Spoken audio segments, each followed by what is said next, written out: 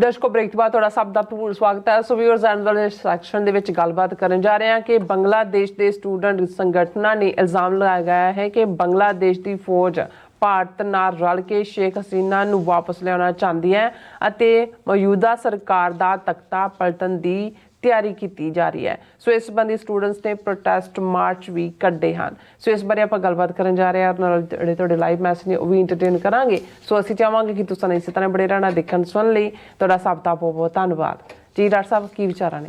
ਦੇਖੋ, ਪਿਛਲੇ ਦਿਨਾਂ 'ਚ ਐਸ ਜੈ ਸ਼ੰਕਰ ਨੇ ਇੱਕ ਇੰਟਰਵਿਊ ਦੇ ਵਿੱਚ ਕਿਹਾ, ਜਦੋਂ ਉਹਨੂੰ ਪੁੱਛਿਆ ਗਿਆ ਕਿ ਬੰਗਲਾਦੇਸ਼ ਦੇ ਵਿੱਚ ਇੰਨੀ ਤੇਜ਼ੀ ਨਾਲ ਰਾਜ ਪਲਟਾ ਹੋਇਆ ਹੈ, ਸ਼ੇਖ ਹਸੀਨਾ ਨੂੰ ਤੁਸੀਂ 14-15 ਸਾਲ ਤੋਂ ਬਿਲਡ ਕਰ ਰਹੇ ਸੀ ਤੇ ਤੁਹਾਡੀਆਂ ਏਜੰਸੀਆਂ, ਤੁਹਾਡੀ ਇੰਟੈਲੀਜੈਂਸ ਔਰ ਤੁਹਾਡੇ ਸਾਰੇ ਜਿਹੜੇ ਨੇ ਉਹ ਕਿੱਥੇ ਸੀ ਕਿ ਵੀ ਤੁਸੀਂ ਇਹ ਸੈਂਸ ਹੀ ਨਹੀਂ ਕਰ ਸਕੇ ਕਿ ਉਹਦੇ ਖਿਲਾਫ ਇੰਨਾ ਜ਼ਿਆਦਾ ਮਾਹੌਲ ਬਣਿਆ ਹੋਇਆ। ਔਰ ਉਹਨੇ ਕਿਹਾ ਕਿ ਜੀ ਨਹੀਂ, ਸਾਨੂੰ ਅੰਦਾਜ਼ਾ ਸੀ, ਪਤਾ ਲੱਗ ਸਕਿਆ, ਪਤਾ ਸਾਨੂੰ ਅੰਦਾਜ਼ਾ ਹੋ ਰਿਹਾ ਸੀ ਵੀ ਇਹ ਹੋ ਰਿਹਾ, ਪਰ ਅਸੀਂ ਜਿਹੜਾ ਹੈ ਉਹ ਕੁਇਕਲੀ ਕੁਛ ਕਰ ਨਹੀਂ ਸਕੇ। ਤੇ ਉਸ ਦੀ ਜਿਹੜੀ ਬਾਡੀ ਲੈਂਗੁਏਜ ਸੀ, ਜਾਂ ਜਦੋਂ ਉਹਨੇ ਲਫ਼ਜ਼ ਕੁਇਕਲੀ ਵਰਗਾ ਜਾਂ ਪਤਾ ਹੋਣ ਦੀ ਗੱਲ ਕਹੀ, ਤੇ ਮੈਨੂੰ ਲੱਗਿਆ ਵੀ ਜਿਸ ਕੰਫਰਟ ਦੇ ਨਾਲ ਇਹ ਹੁਣ ਕਹਿ ਰਿਹਾ ਹੈ, ਕੁਛ ਨਾ ਕੁਛ ਜਿਹੜਾ ਹੈ ਉਹ ਇਨ ਦਾ ਆਫਿੰਗ ਹੈ, ਕੁਛ ਹੁਣ ਇਹ ਕੁਛ ਨਾ ਕੁਛ ਬੰਗਲਾਦੇਸ਼ ਕਰ ਰਹੇ ਨੇ। ਇੱਕ ਤਾਂ ਇਹਨਾਂ ਨੇ ਲਗਾਤਾਰਤਾ ਨਾਲ ਰੌਲਾ ਪਾਇਆ ਹੋਇਆ ਹੈ ਬੰਗਲਾਦੇਸ਼ ਦੇ ਵਿੱਚ ਹਿੰਦੂਆਂ ਦੇ ਉੱਤੇ ਜ਼ੁਲਮ ਹੋ ਰਹੇ ਨੇ, ਹਿੰਦੂਆਂ 'ਤੇ ਜ਼ੁਲਮ ਹੋ ਰਹੇ ਨੇ। ਈਵਨ ਜਦੋਂ ਤੁਲਸੀ ਗੈਬਰਡ ਆਈ ਹੈ ਭਾਰਤ ਦੇ ਦੌਰੇ 'ਤੇ, ਉਸ ਨੂੰ ਵੀ ਉਹਨਾਂ ਨੇ ਉਹਦਾ ਰੌਲਾ ਪਾ ਕੇ, ਔਰ ਇਸ ਨੂੰ ਮੁਹੰਮਦ ਯੂਨਸ ਜਿਹੜੇ ਉਹਨਾਂ ਦੇ ਮੇਨ ਐਡਵਾਈਜ਼ਰ, ਜਿਹੜਾ ਇੱਕ ਪ੍ਰੈਜ਼ੀਡੈਂਟ ਦਾ ਰੋਲ ਹੈ, ਉਹਨਾਂ ਨੇ ਉਸ ਮਾਮਲੇ 'ਚ ਉਹਦੀ ਤੁਲਸੀ ਗੈਬਰਡ ਦੀ ਸਟੇਟਮੈਂਟ ਨੂੰ ਕਾਊਂਟਰ ਕੀਤਾ ਕਿ ਨਹੀਂ, ਉਹਦੇ ਤੋਂ ਵੀ ਉਹਨਾਂ ਨੇ ਕਹਾਇਆ। ਔਰ ਇਸ ਤੋਂ ਇਲਾਵਾ ਅਸੀਂ ਦੇਖਦੇ ਹਾਂ ਵੀ ਹਾਲਾਂ ਜੇ ਅਸੀਂ ਟਰੰਪ ਐਡਮਿਨਿਸਟ੍ਰੇਸ਼ਨ ਦਾ ਅਦਰਵਾਈਜ਼ ਦੇਖੀਏ, ਜਿਹੜੇ ਕੁਛ ਮੁਸਲਮਾਨ ਮੁਲਕਾਂ ਦੇ ਨਾਂ ਆ ਰਹੇ ਨੇ ਜਿਨ੍ਹਾਂ ਦੇ ਉੱਤੇ ਵੀਜ਼ਾ ਰੈਸਟ੍ਰਿਕਸ਼ਨਸ ਹੋਣਗੀਆਂ ਜਾਂ ਐਕਸਟਰਾ, ਉਹਨਾਂ 'ਚ ਬੰਗਲਾਦੇਸ਼ ਦਾ ਨਾਂ ਨਹੀਂ ਹੈ। ਲੇਕਿਨ ਇਉਂ ਲੱਗ ਰਿਹਾ ਹੈ ਕਿ ਜਿਵੇਂ ਭਾਰਤ ਦਾ ਪ੍ਰੋਪੇਗੈਂਡਾ ਸ਼ੇਖ ਹਸੀਨਾ ਦਾ ਬਾਰ-ਬਾਰ ਸੋਸ਼ਲ ਪਲੇਟਫਾਰਮ ਤੋਂ ਆ ਕੇ ਆਪਣੀ ਪਾਰਟੀ ਨੂੰ ਐਡਰੈਸ ਕਰਨਾ, ਔਰ ਪਿਛਲੇ ਦਿਨਾਂ 'ਚ ਜਿਹੜਾ ਪਾਕਿਸਤਾਨੀ ਫੌਜ ਦਾ ਬਿਹੇਵੀਅਰ ਵੀ ਕੁਛ ਬਦਲਦਾ ਨਜ਼ਰ ਆ ਰਿਹਾ ਹੈ, ਕਿਉਂਕਿ ਇਸ ਤੋਂ ਇਹ ਲੱਗਦਾ ਹੈ ਵੀ ਕੁਛ ਨਾ ਕੁਛ, ਅਸੀਂ ਤਾਂ ਈਵਨ ਇੱਕ ਸੈਗਮੈਂਟ 'ਚ ਇਹ ਵੀ ਕਿਹਾ ਸੀ ਕਿ ਇੰਡੀਅਨ ਆਰਮੀ, ਇਹ ਸੁਬਰਾਮਨੀਅਮ ਸਵਾਮੀ ਵਰਗੇ ਲੋਕ ਇਹ ਕਹਿ ਰਹੇ ਨੇ ਕਿ ਜਦੋਂ ਬੰਗਲਾਦੇਸ਼ ਦੀ ਆਜ਼ਾਦੀ ਲਈ ਇੰਦਰਾ ਗਾਂਧੀ ਨੇ ਜਿਹੜਾ ਉਹ ਫਾਈਨਲ ਐਕਸ਼ਨ ਕੀਤਾ, ਤੇ ਇਹ ਲਿਖਤ ਸਮਝੌਤਾ ਸੀ ਸ਼ੇਖ ਮੁਜੀਬ ਨਾਲ ਵੀ ਅਸੀਂ ਜਦੋਂ ਚਾਹੀਏ ਬੰਗਲਾਦੇਸ਼ ਦੇ ਮਾਮਲਿਆਂ 'ਚ ਅਸੀਂ ਫੌਜ ਭੇਜ ਸਕਦੇ ਹਾਂ, ਹੈ ਜਾਂ ਨਹੀਂ ਹੈ। ਪਰ ਉਹ ਇਹ ਕਹਿ ਰਹੇ ਸੀ ਕਿ ਜੀ ਇਹਨਾਂ ਦੀ ਇੱਥੇ ਹਿੰਦੂਆਂ ਨਾਲ ਇਵੇਂ ਹੋ ਰਿਹਾ ਤੇ ਕਿਉਂ ਨਹੀਂ ਫੌਜੀ ਐਕਸ਼ਨ ਹੋ ਰਿਹਾ। ਔਰ ਅਸੀਂ ਇਹ ਖਦਸ਼ਾ ਜ਼ਾਹਰ ਕੀਤਾ ਸੀ ਕਿ ਵੀ ਇਹ ਕੋਈ ਨਾ ਕੋਈ ਜਿਹੜਾ ਇਸ ਕਿਸਮ ਦੀ ਗੱਲ ਪਲਾਨ ਕਰ ਰਹੇ ਨੇ।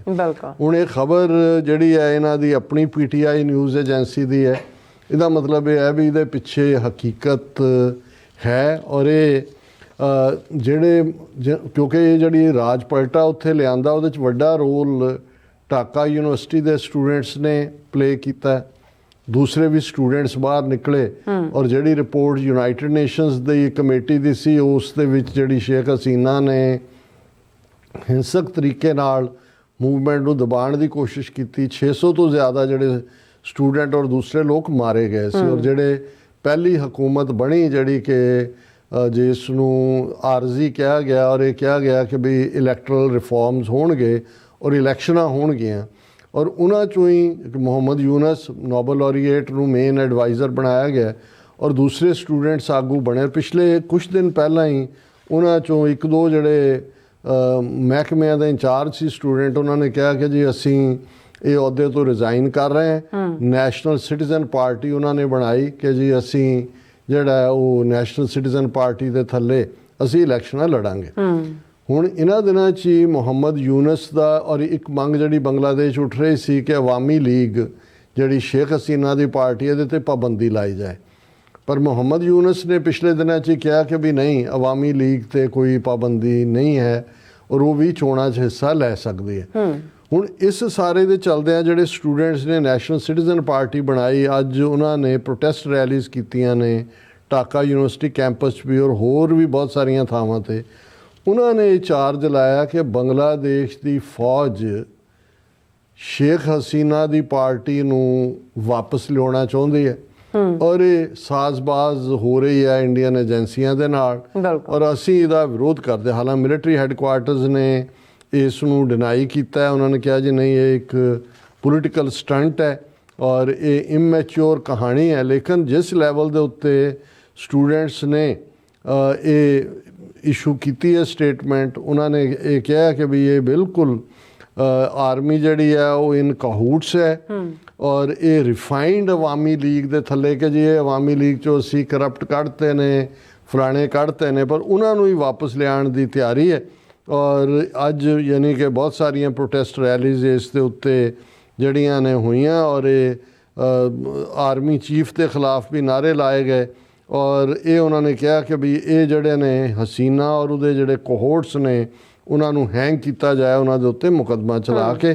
ਔਰ ਇਹਦੇ 'ਚ ਜਿਹੜਾ ਮਿਸਟਰ ਅਬਦੁੱਲਾ, ਜਿਹੜਾ ਮੇਨ ਨੈਸ਼ਨਲ ਸਿਟੀਜ਼ਨਸ ਪਾਰਟੀ ਦਾ ਕਰਤਾ ਧਰਤਾ, ਮੇਨ ਫੇਸ ਸੀ ਸਟੂਡੈਂਟ ਲੀਡਰਸ ਦਾ, ਉਹਨੇ ਇਹ ਕਿਹਾ ਕਿ ਵੀ ਇਹ ਜਿਹੜਾ conspiracies afoot to rehabilitate the Awami League in the name of refined Awami League at the behest of India, ਕਿ ਇੰਡੀਆ ਇਸ ਮੂਵ ਨੂੰ ਪੁਸ਼ ਕਰ ਰਿਹਾ ਹੈ। ਆਰਮੀ ਬੰਗਲਾਦੇਸ਼ ਦੀ ਨਾਲ ਰਲ ਰਹੀ ਹੈ ਕਿ ਉਹਦੀ ਪਾਰਟੀ ਨੂੰ ਇੱਕ ਨਵੇਂ ਫਾਰਮ ਦੇ ਵਿੱਚ ਵਾਪਸ ਲਿਆਂਦਾ ਜਾਏ ਔਰ ਉਹਨੇ ਕਿਹਾ ਕਿ ਵੀ ਇਹ ਫੌਜ ਜਿਹੜੀ ਹੈ ਉਹ ਕੰਟੋਨਮੈਂਟ 'ਚ ਹੀ ਰਹੇ, ਇੰਟਰਫੀਅਰ ਨਾ ਕਰੇ ਔਰ ਇਹ ਜਿਹੜਾ ਕੋਈ ਵੀ ਪੋਲੀਟੀਕਲ ਲੈਂਡਸਕੇਪ 'ਚ ਇੰਟਰਫੀਅਰੈਂਸ ਕੰਟੋਨਮੈਂਟ ਦੀ ਅਸੀਂ ਐਕਸੈਪਟ ਨਹੀਂ ਕਰਾਂਗੇ, ਉਹ ਉਹਨਾਂ ਨੇ ਪ੍ਰੈਸ ਰਿਲੀਜ਼ ਦਿੱਤੀ ਹੈ। ਔਰ ਇਹੀ ਮਿਸਟਰ ਅਬਦੁੱਲਾ ਕੀ ਆਰਗੇਨਾਈਜ਼ਰ ਸੀ ਸਟੂਡੈਂਟਸ ਮੂਵਮੈਂਟ ਦਾ। ਸੋ ਸਾਨੂੰ ਇਹ ਲੱਗਦਾ ਹੈ ਵੀ ਆਉਣ ਵਾਲੇ ਪੀਰੀਅਡ ਦੇ ਵਿੱਚ ਕੁਛ ਨਾ ਕੁਛ ਇਸ ਕਿਸਮ ਦਾ ਨਜ਼ਰ ਆਏਗਾ ਔਰ ਇਹ ਇੰਡੀਅਨ ਏਜੰਸੀਆਂ ਜਿਹੜੀਆਂ ਨੇ ਉਹ ਆਪਣੀ ਗੰਦੀ ਖੇਡ ਬੰਗਲਾਦੇਸ਼ ਖੇਡ ਕੇ ਉਹ ਕੋਈ ਨਾ ਕੋਈ ਆਪਣੀ ਜਿਹੜੀ ਉਹਨਾਂ ਦੀ ਜਿਹੜੀ ਹੱਥ ਠੋਕਾ ਸਰਕਾਰ ਹੈ ਉਹ ਲਿਆਉਣ ਦੀ ਕੋਸ਼ਿਸ਼ ਕਰਨਗੇ। ਜੀ ਡਾਕਟਰ ਸਾਹਿਬ, ਤੁਹਾਡਾ ਬਹੁਤ ਬਹੁਤ ਸ਼ੁਕਰੀਆ। ਸੋ ਹੁਣ ਆਪਾਂ ਆਪਣੇ ਜਿਹੜੇ ਵਿਊਅਰਸ ਮੈਸੇਜ ਨੇ ਉਹ ਲੈਣ ਜਾ ਰਹੇ ਹਾਂ। ਸੰਦੀਪ ਸਿੰਘ ਯੂਕੇ ਤੋਂ ਸਾਨੂੰ ਫਤਿਹ ਬੁਲਾਉਂਦੇ ਨੇ। ਵਾਹਿਗੁਰੂ ਜੀ ਕਾ ਖਾਲਸਾ, ਵਾਹਿਗੁਰੂ ਜੀ ਕੀ ਫਤਿਹ। ਧਰਮ ਸਿੰਘ ਜੀ, ਨਿਹੰਗ ਸਿੰਘ ਜੀ, ਲਾਡੀ ਸਿੰਘ ਜੀ, ਸੋਨਮੈਲ ਜੀ, ਸੁਖਜੀਵਨ ਬੱਚੂ ਜੀ, ਸਿੰਘ ਕਰਚਾ ਜੀ, ਦਰਸ਼ਨ ਸਿੰਘ ਜੀ, ਜਸਵੀਰ ਕੌਰ ਜੀ, ਹਰਵਿੰਦਰ ਸਿੰਘ ਜੀ, ਐਮਨੀ ਜੀ और इसी तरह जतिंदर सिंह जी और फिर इसी तरह सरनेना जी और अमन सिंह खालसा जी और पिंदर जयदीश जी और फिर इसी तरह बसरा जी और फिर इसी तरह जैसलीन जस जी और अमरजीत निज्जर जी सब सानू फतेह बुलाते हैं। वाहिगुरू जी का खालसा, वाहिगुरू जी की फतेह। थंडर जी भी खालसा जिंदाबाद कहते हैं। फिर इसी तरह दिलावर सिंह जी भी, इंद्रजीत सिंह संधू जी भी, अमरजीत सिंह सैनी जी भी, मुख्तियार अली भट्टी जी भी ये कहते हैं जी डॉक्टर साहब आपका प्रोग्राम बहुत अच्छा है। और सतविंदर सिंह जी भी, राजविंदर सिंह जी भी फतेह बुलाते हैं और कहते डॉक्टर साहब ji I wish one day this Billa Ranga faces the same face as Chandu. और इसी तरह राजनप्रीत सिंह जी भी, फिर इसी तरह कुलदीप कौर जी भी, गुरप्रीत सिंह जी भी ਕਹਿੰਦੇ ਨੇ ਕਿ ਪੰਜਾਬ ਵਿੱਚ ਸਰਕਾਰ ਨਾਲ ਕਿਸਾਨ ਜਥੇਬੰਦੀਆਂ ਵੀ ਰਲ ਗਈਆਂ ਹਨ। ਖਾਲਸਾ ਜ਼ਿੰਦਾਬਾਦ। और इसी तरह हरजोत महल जी भी, पन्नू जी भी और निहंग सिंह जी ऑसम डॉक्टर साहब ग्रेट जॉब अज दा औरंगजेब वैल सैड। और फिर कहते हैं कि एक दो औरंगजेब जो साडा प्रोग्राम भी देखते हैं। हाँ जी, मोस्ट वेलकम। हाँ जी। आसिम मोहम्मद जी भी कहते एब्सोल्युटली यू राइट। और फिर कहते हैं Carol ji is important not the person. और फिर इसी तरह गुरप्रीत सिंह जी, हाँ जी बिल्कुल, कई पापी भी वहदे हैं साडा प्रोग्राम। और जून 84 जख्म रिश्ते खालसा जिंदाबाद कहते हैं। और मिलीटेंट पता नहीं, हाँ जी मिलीटेंट सिंह जी भी फतेह बुलाते हैं। मुहम्मद जोनस जी भी कहते हैं कि खालसा जिंदाबाद। और बाद फिर इस तरह डॉक्टर साहब अमरजीत जी को और नीलम कौर जी को भी सलाम लाहौर से सानू देख रहे हैं। बहुत बहुत शुक्रिया। ਨੂਪਾ ਜੀ ਕਹਿੰਦੇ ਮੈਂ 14 ਸਾਲ ਦਾ ਹੁੰਦਾ ਸੀ ਜਦੋਂ ਖੁੱਡੀਆਂ ਵਾਲੇ ਦੇ ਚੋਣ ਪ੍ਰਚਾਰ ਵਾਲੇ ਰਿਕਸ਼ਾ ਸਟਰੀਟ ਵਿੱਚ ਫਿਰਦੇ ਹੁੰਦੇ ਸੀ। ਔਰ ਉਦੋਂ ਤੋਂ ਹੀ ਕੁਝ ਦਿਨ ਬਾਅਦ ਜਿੱਤਣ ਤੋਂ ਬਾਅਦ ਕਹਿੰਦੇ ਕੁਝ ਦਿਨ ਬਾਅਦ ਰਾਜਸਥਾਨ ਫੀਡਰ ਦੇ ਪਟੜੀ ਤੇ ਮਿਲਿਆ ਸੀਗਾ। ਹਾਂ ਨੂਪਾ ਜੀ, ਤੁਸੀਂ ਬਿਲਕੁਲ ਠੀਕ ਯਾਦ ਕਰਵਾਈਏ। ਰਾਜਸਥਾਨ ਫੀਡਰ ਤੇ ਜਿਹੜੀ ਉਹਨਾਂ ਦੀ ਡੈੱਡ ਬਾਡੀ ਔਰ ਕਿਹਾ ਗਿਆ ਸੀ ਕਿ ਜੀ ਉਹਨਾਂ ਨੇ ਸੁਸਾਈਡ ਕਰ ਲਿਆ। बिलहाल अहमद जी भी कहते डॉक्टर साहब सलाम and sister Nirmal Kaur ji and your all team सिकॉम को लॉस एंजलिस रेफरेंडम की बहुत मुबारकबाद कहते ने सानू। देखो दो कमेंट जिन्हां दा मैं नोटिस लेना चाहुंदा क्योंकि बड़े ਮਾਣ ਨਾਲ ਪ੍ਰੋਗਰਾਮ ਦੇਖਦੇ ਨੇ, ਭਾਵੇਂ ਆਪਣਾ ਅਸਲ ਵੀ ਜ਼ਾਹਰ ਕਰਦੇ ਨੇ। ਰਿਸ਼ੀ ਭਾਰਦਵਾਜ ਜੀ, ਉਹਨਾਂ ਦਾ ਕਹਿਣਾ ਹੈ ਕਿ ਜੀ ਇਹ ਜਿਹੜਾ ਬਲੂ ਸਟਾਰ ਸੀ ਬਹੁਤ ਅਨਫੋਰਚੂਨੇਟ ਸੀ, ਪਰ ਇਹ ਲੀਗਲ ਤੇ ਕਰੈਕਟ ਸੀ। ਹੁਣ ਤੁਸੀਂ ਇਹਨਾਂ ਦੀ ਜ਼ਹਿਨੀਅਤ ਦੇਖੋ, ਫਿਰ ਉਹ ਅਨਫੋਰਚੂਨੇਟ ਕਿਵੇਂ ਹੋਇਆ ਜੇ ਲੀਗਲ ਤੇ ਕਰੈਕਟ ਸੀ। ਔਰ ਫਿਰ ਇਹ ਕਹਿੰਦੇ ਨੇ ਕਿ ਵੀ ਇਹ ਹੁਣ ਹਿਸਟਰੀ ਬਣ ਗਈ ਹੈ, ਤੁਸੀਂ ਰਾਵਣ ਫੂਕਣਾ ਬੰਦ ਕਰੋ। ਪਹਿਲਾਂ ਹਿਸਟਰੀ ਹੋਇਆ ਰਾਵਣ ਕਿ ਨਹੀਂ ਹੋਇਆ, ਉਹਨੂੰ ਉਹਦੇ ਭਰਾਵਾਂ ਨੂੰ ਸਾੜੀ ਜਾਂਦੇ ਹੋ, ਔਰ ਸਾਲ 'ਚ ਇੱਕ ਦਿਨ ਇਕੱਠੇ ਹੋ ਕੇ ਤੁਹਾਨੂੰ ਕਿਉਂ ਨਹੀਂ ਭੁੱਲਦਾ ਹੈ ਉਹ, ਹਾਂਜੀ। ਭਾਵੇਂ ਉਹ ਇੱਕ ਰਾਮਚਰਿਤ ਮਾਨਸ ਦਾ ਕਰੈਕਟਰ ਕ੍ਰੀਏਟ ਕੀਤਾ ਗੋਸਵਾਮੀ ਤੁਲਸੀਦਾਸ ਨੇ, ਔਰ ਇਹ ਅਸੀਂ ਫਿਊਚਰ ਇੰਡੀਆ ਨੂੰ ਬਹੁਤ ਮਹਾਨ ਬਣਾਵਾਂਗੇ। ਇਸ ਦੇ ਜਦੋਂ ਟੁਕੜੇ ਹੋਣਗੇ ਉਹਨਾਂ ਟੁਕੜਿਆਂ 'ਚੋਂ ਹੀ ਮਹਾਨਤਾ ਨਿਕਲੇਗੀ। ਪਰ ਫਿਰ ਵੀ ਤੁਹਾਡਾ ਸ਼ੁਕਰੀਆ। ਔਰ ਐਸ਼ ਲਾ ਜੀ ਕਦੇ ਵੈਸੇ ਸਿਆਣੀਆਂ ਗੱਲਾਂ ਕਰਦੇ ਨੇ, ਪਰ ਕਈ ਵਾਰੀ ਪਤਾ ਨਹੀਂ ਉਹਨਾਂ ਨੂੰ ਤੁਖਨੀ ਦੇਣ ਦੀ ਆਦਤ ਹੈ।